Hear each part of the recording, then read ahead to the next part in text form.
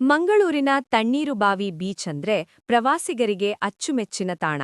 ಆದ್ರೆ ಅದೇ ಬೀಚ್ ಸಮೀಪ ಬೆಳ್ಳಂಬೆಳಿಗ್ಗೆ ಪ್ರವಾಸಿಗರನ್ನೇ ಟಾರ್ಗೆಟ್ ಮಾಡಿ ಸುಲಿಗೆ ಮಾಡಿದ್ದ ಗ್ಯಾಂಗ್ ಈಗ ಪೊಲೀಸರ ಬಲೆಗೆ ಬಿದ್ದಿದೆ.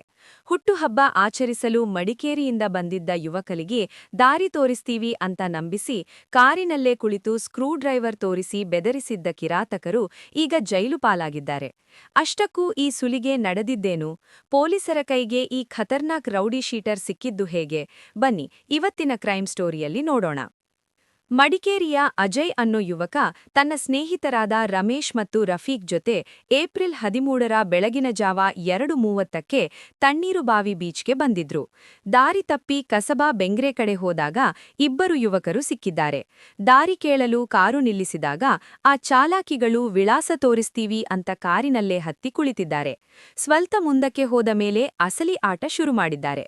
ಸ್ಕ್ರೂ ಡ್ರೈವರ್ನಿಂದ ಚುಚ್ಚೋದಾಗಿ ಬೆದರಿಸಿ ಕಾರಿನ ಗ್ಲಾಸ್ ಉಡೆದು ಸುಮಾರು 32,000 ರೂಪಾಯಿ ಮೌಲ್ಯದ ವಸ್ತುಗಳನ್ನ ಕಿತ್ತುಕೊಂಡು ಬೈಕ್ನಲ್ಲಿ ಪರಾರಿಯಾಗಿದ್ರು. ಪ್ರಕರಣ ದಾಖಲಿಸಿಕೊಂಡ ಪಣಂಬೂರ್ ಇನ್ಸ್ಪೆಕ್ಟರ್ ಸಲೀಂ ಅಬ್ಬಾಸ್ ಮತ್ತು ಪಿಎಸ್ಐ ಶ್ರೀಕಲಾ ಅವರ ತಂಡ ತನಿಖೆ ಚುರುಕುಗೊಳಿಸಿತ್ತು. ಮೊದಲಿಗೆ ಮೊಹಮ್ಮದ್ ಸಿನಾನ್ ಮತ್ತು ಜಹೀರ್ ನಿಸಾರ್ನನ್ನ ಬಂಧಿಸಿದ ಪೊಲೀಸರು ಈಗ ಪ್ರಮುಖ ಆರೋಪಿ ಚಂದು ಹಾರಿಸ್ನನ್ನ ಹೆಡೆಮುರಿ ಕಟ್ಟಿದ್ದಾರೆ. ಈ ಚಂದು ಹಾರಿಸ್ ಸಾಮಾನ್ಯನಲ್ಲ. ಈತನ ಮೇಲೆ ಈಗಾಗಲೇ 30ಕ್ಕೂ ಹೆಚ್ಚು ಕೇಸುಗಳಿವೆ. ಈತ ಒಬ್ಬ ರೌಡಿ ಶೀಟರ್ ಆಗಿದ್ದು ನ್ಯಾಯಾಲಯದಿಂದ ಈತನ ವಿರುದ್ಧ 3 ವಾರೆಂಟ್ಗಳು ಕೂಡ ಇತ್ತು. ಪೊಲೀಸರು ಈತನಿಂದ ಅಪಾಚೆ ಬೈಕ್, ಸ್ಮಾರ್ಟ್ ವಾಚ್ ಮತ್ತು ಗಿಂಬಲ್ ವಶಪಡಿಸಿಕೊಂಡಿದ್ದಾರೆ. ದಾರಿ ತಪ್ಪಿ ಬಂದವರ ಅಸಹಾಯಕತೆಯನ್ನೇ ಬಂಡವಾಳ ಮಾಡಿಕೊಂಡು ಲೂಟಿ ಮಾಡೋ ಇಂತಹ ಖತರ್ನಾಕ್ ಗ್ಯಾಂಗ್ ವಿರುದ್ಧ ಪೊಲೀಸರು ಈಗ ಕಠಿಣ ಕ್ರಮ ಕೈಗೊಂಡಿದ್ದಾರೆ. ಪೊಲೀಸರ ಈ ಮಿಂಚಿನ ಕಾರ್ಯಾಚರಣೆಯ ಬಗ್ಗೆ ನಿಮ್ಮ ಅನಿಸಿಕೆಯೇನು? ಕಮೆಂಟ್ ಮಾಡಿ ತಿಳಿಸಿ.